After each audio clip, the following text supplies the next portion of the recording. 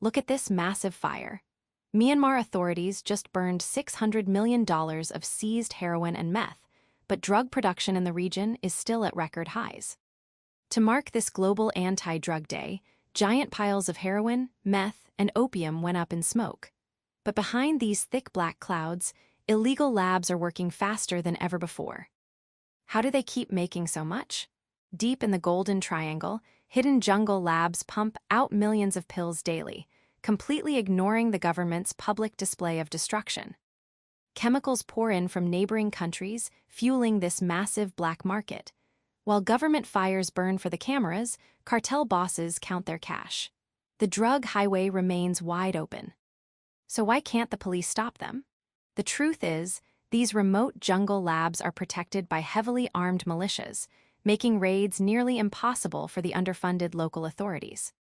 With the police kept at bay, these cartels operate like shadow states.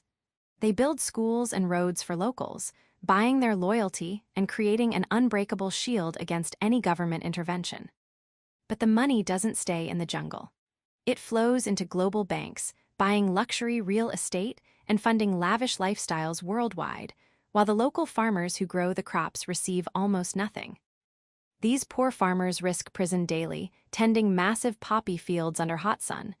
They receive tiny pennies, while greedy cartel bosses get richer, stronger, and completely untouchable. Cycle never stops. To get these drugs to the world, smugglers use ingenious tricks. They hide meth inside tea packets and hollow out wooden furniture, slipping past border guards who look the other way. Once across the border, these hidden shipments flood international markets. From Tokyo to Sydney, the drugs reach eager buyers, fueling a global addiction crisis that keeps the cartel's cash registers ringing constantly. While politicians cheer for the cameras at these giant bonfires, the real drug flow never stops. For every single brick of heroin burned today, 10 more are already crossing the border undetected.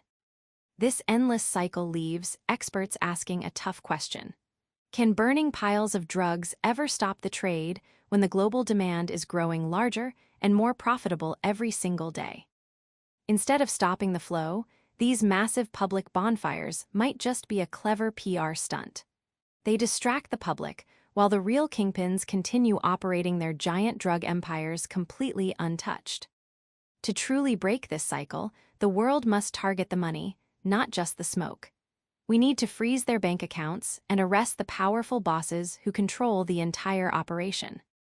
As the smoke clears, we must ask ourselves, will these giant fires ever truly stop the drug flow, or are we just watching a massive show while the real kingpins keep winning?